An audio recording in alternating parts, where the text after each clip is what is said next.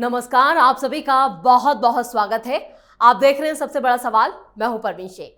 खबर आई है कि चीन ने भारत का पानी रोक दिया है। जिस तरह से भारत ने पाकिस्तान के साथ सिंधु जल संधि रद्द कर दी थी, पानी रोक दिया है, उसी तरह चीन ने भी सतलुज और ब्रह्मपुत्र नदी का पानी रोक दिया है। एक रिपोर्ट के मुताबिक सतलुज में सिर्फ 20% पानी चीन से भारत आ रहा है। सैटेलाइट इमेज इसकी पुष्टि भी करती है। हाल ही में चीन ने पाकिस्तान के पक्ष में बयान दिया। सवाल यह है कि क्या चीन सतलुज और ब्रह्मपुत्र का पानी रोक सकता है, और अगर रोकता है तो उसका भारत पर क्या असर पड़ेगा। इसी पर चर्चा के लिए स्टूडियो मौजूद हैं कैपिटल टीवी के editor in chief doctor Manish Kumar. Sir, आपका बहुत बहुत स्वागत है। धन्यवाद। क्या पाकिस्तान की शय पर ही चीन कोई साजिश रच रहा है, या फिर यहाँ पर एक रणनीतिक जो अटैक है वो भारत पे किया जा रहा है दबाव बनाने के लिए? देखिए, बहुत सारे मीडिया वाले आजकल इस शौक को पाल लिया है कि हिंदुस्तान ने पाकिस्तान के लिए ये किया, अब चीन भी ये काम कर देगा। जी, ये वही गैंग है जो अमन की आशा चाहते हैं। ये वही गैंग है, वही पत्रकार, वही एनालिस्ट जो कह रहे हैं कि बहुत बुरा हो रहा है। आपने देखा होगा कि मोदी ने पानी रोका और वामपंथियों का एक जत्था, दिमाग से फिरे हुए लोग, वो कलकत्ता में प्रोटेस्ट कर रहे हैं कि पानी क्यों रोका, पानी नहीं रोकना चाहिए। बहुत सारे कांग्रेसी चट्टे बट्टे टेलीविजन चैनलों पे आकर के एक्सपर्ट बन के चाइना एक्सपर्ट्स पैदा हो गए। वो कह रहे हैं कि नहीं नहीं नहीं, पानी नहीं रोकना चाहिए, ये ह्यूमैनिटी का बात है। आपकी लड़ाई आतंकवादियों से, आपकी लड़ाई आर्मी से, पाकिस्तान की भोली भाली जनता क्या करेगी? अरे भोली भाली जनता जाकर के चढ़ाई करे, मौलाना मुनीर की दाढ़ी को पकड़े और कहे आतंकवादियों को भेजना बंद करो। जी, चैन से जीना है तो इधर शांति करो, यहां आतंकी भेजोगे तो तुम्हारे पास पानी नहीं भेजा जाएगा। तो ये नैरेटिव सरकार का अब आगे बड़े बड़े मैदान में कूद के, ओ माय गॉड, सतलज। ये क्यों हुआ? क्योंकि पाकिस्तान में ये नैरेटिव शुरू हुआ। ये कांग्रेस वाली आजकल पाकिस्तानियों के भोपू बन गए हैं। वो खुद नेता कुछ कहता है और बाकी उसके चट्टे बट्टे जो है दलाल, पत्रकारों का जत्था।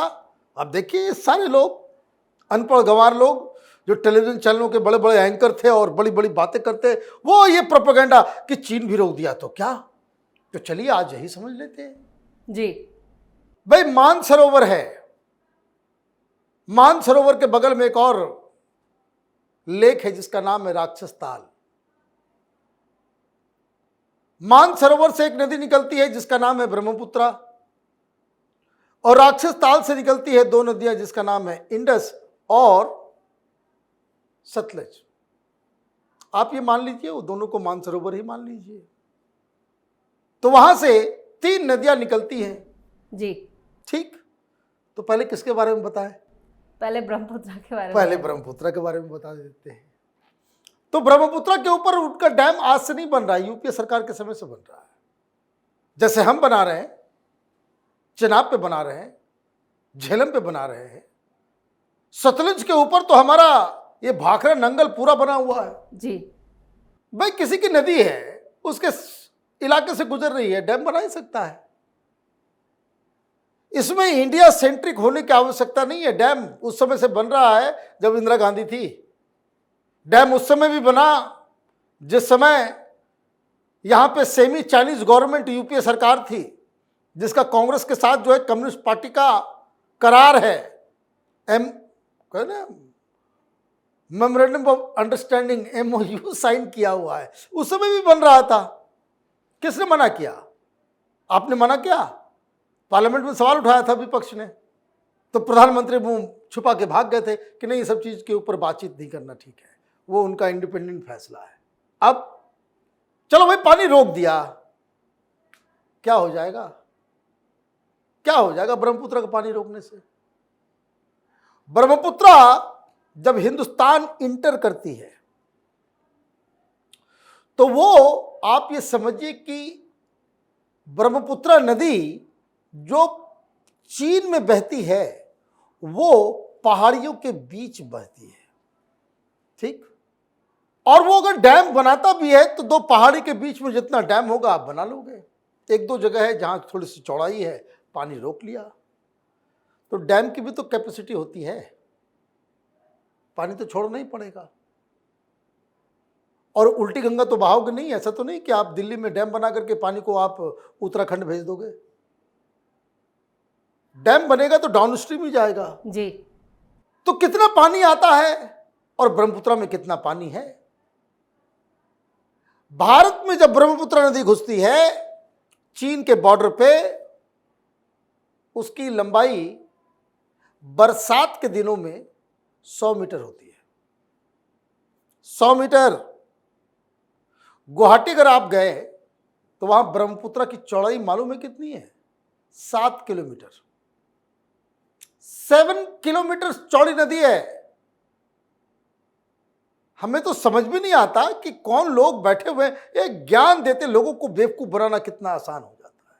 और बाढ़ के दिनों में सारा का सारा पानी जो है वो बांग्लादेश में जाता है, हम रोक नहीं पाते हैं, हमारी औकात ही नहीं रोकने की।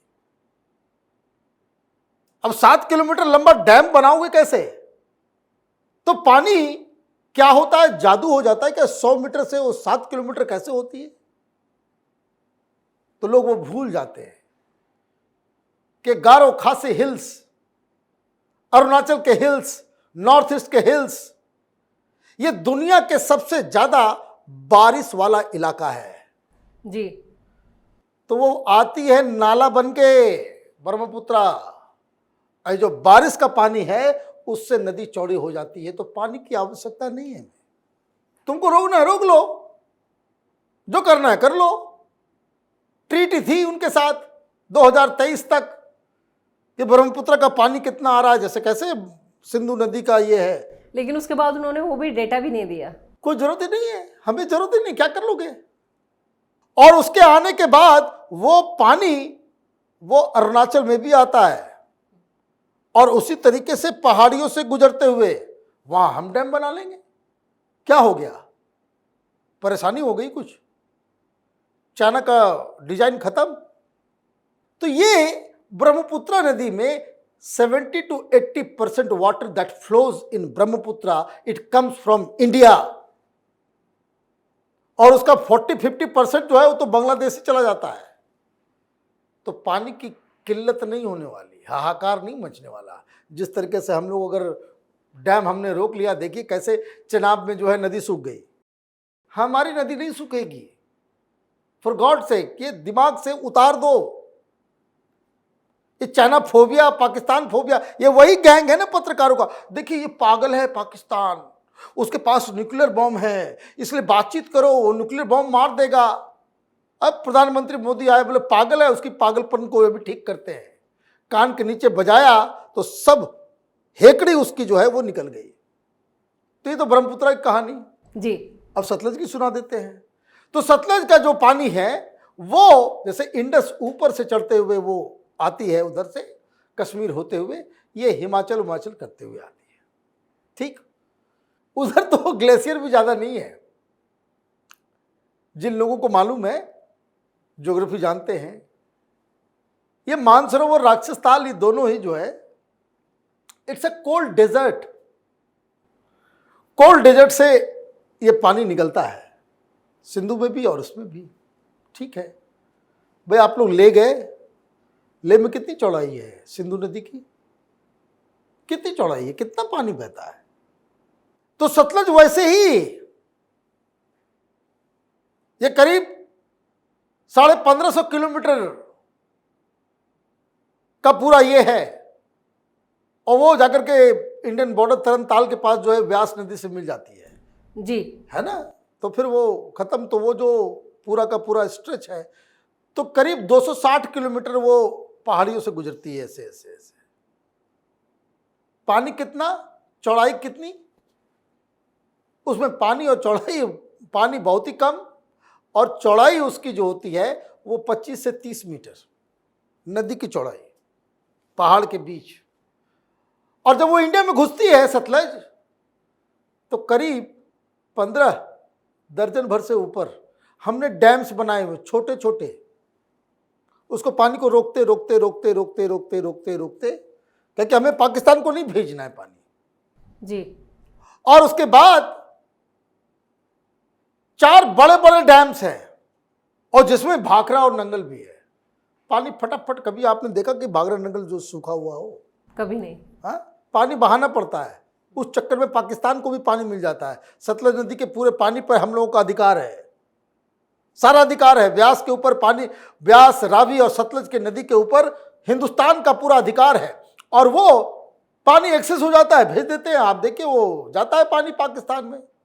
व्यास तो जो जितनी चौड़ाई व्यास की है और व्यास में जितना पानी है वो शायद सतलज से बहुत कम लगता है। तो वो सारी चीजें आप बंद कर दे गेट, तो पाकिस्तान के पास पानी नहीं पहले जा रहा था जी। तो ठीक है भाई, रोक लो, रोक लो, हमें क्या फर्क पड़ता है।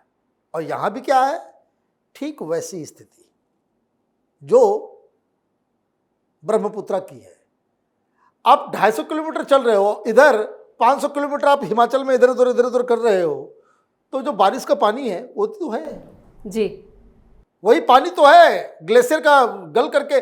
और दूसरी चीज, जो चाइना से जो पानी आ रहा है वहां बारिश नहीं होती, वो ग्लेशियर है जो गल के पानी आता है। तो ग्लेशियर आज है तो कल जाएगा ही, तो कोई साजिश वाजिश करने की हैसियत नहीं है। There are natural factors for this कि जिस वजह से पानी कम हुआ है। लेकिन यहां ओ माय गॉड, पाकिस्तान को खिलाफ आपने कर दिया, अब चाइना भी हमें कर देगा। कोई कुछ नहीं होने वाला, कोई फर्क नहीं पड़ने वाला। इधर जो सरकार बैठी हुई है ना, ये सारी चीजें पहले ही कैलकुलेट करके बैठी हुई होगी कि भाई ठीक है, चाइना करेगा, करने दो भाई, सिंधु का भी रोक दो, क्या दिक्कत है। हमें तो वाटर सरप्लस देश है अपना, वो तो समंदर में इतना सारा पानी जाता है। मानसून के सारे पानी को, बारिश के सारे पानी को अगर हमने कंजर्व कर लिया, जो सरकार ने बहुत जगह तालाब वाला बना, वो कंजर्व हमने कर लिया पानी को, पानी भी हम लोग एक्सपोर्ट करने लग जाएंगे। तो ये कोई दिक्कत नहीं है। तो ये झूठ जो है, इसका पर्दाफाश करना जरूरी था। अच्छा क्या आपने ये सब्जेक्ट उठाया। चलिए, इस तमाम जानकारी के लिए और सटीक विश्लेषण के लिए आपका बहुत बहुत धन्यवाद। धन्यवाद। तो चीन और भारत में बड़ा फर्क है। चीन के फैसले का भारत पर कोई असर नहीं होगा, वहीं भारत के फैसले से पाकिस्तान तबाह और बर्बाद हो सकता है।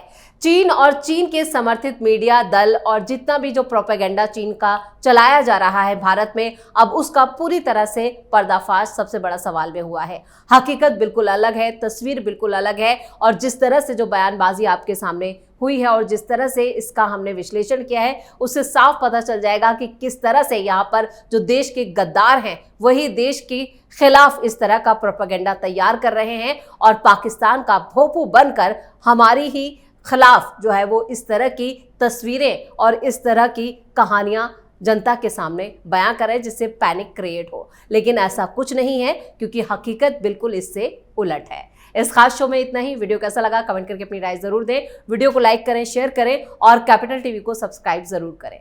धन्यवाद।